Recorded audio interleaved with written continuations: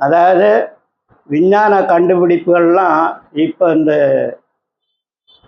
Telescope, Google telescope அப்படின்லாம் புது புது டெலஸ்கோப் வந்த பிறகு தான் ஒவ்வொரு கிரகங்கள் எங்கே இருக்குன்னு கண்டுபிடிச்சிருக்கிறாங்க.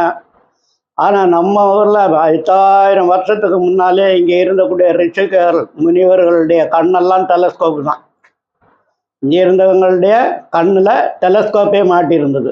அவங்க இங்கே இருந்து பார்த்தாலே ஞான திருஷ்டி எங்கே என்ன இருக்குன்னு கண்டுபிடிச்சிடுவாங்க அந்த அளவுக்கு. ஆனால் இப்போ நம்ம விஞ்ஞான அடிப்படையில் இந்த டெலஸ்கோப்பை பயன்படுத்தி தான் எல்லா கிரகங்களையும் கண்டுபிடிச்சிருக்கிறோம். அந்த காலத்தில் இருந்த முனிவர்கள் ரிஷிவர்கள் எல்லாம் அவங்களுடைய கண்ணாலேயே ஞான திருஷ்டியாலேயே டெலஸ்கோப் இல்லாமலேயே எங்கெங்கே எந்தெந்த கிரகங்கள் எப்படி இருக்குது அதனுடைய அசைவு சலனம் எல்லாம் பார்த்து அதை பற்றி எழுதி கண்டுபிடிச்சிருக்கிறாங்க. இதில் அவங்களுடைய அந்த காலத்து கண்டுபிடிப்புக்கும் இந்த காலத்து விஞ்ஞான கண்டுபிடிப்புக்கும் நோக்கங்கள் ரொம்ப வித்தியாசமாக இருக்குது.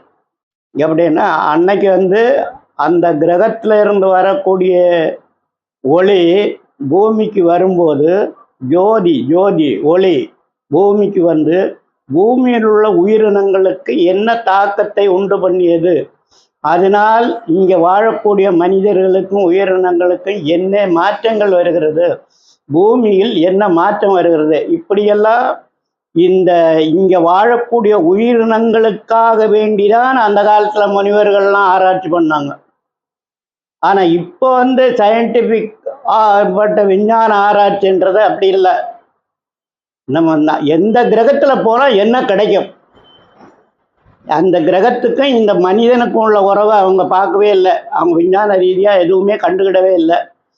அந்த கிரகத்தில் என்ன இருக்குது, அங்கே போனால் எப்படி வாழ முடியுமா, அங்கே போய் பிளாட்டு போட முடியுமா, அங்கேருந்து ஏதாவது நமக்கு லாபம் கிடைக்குமா, இப்படியெல்லாம் பல வகையில் பல கோடி பணத்தை செலவு பண்ணி விஞ்ஞான ரீதியாக செலவு பண்ணி ஆராய்ச்சி பண்ணிகிட்டு இருக்கிறாங்க.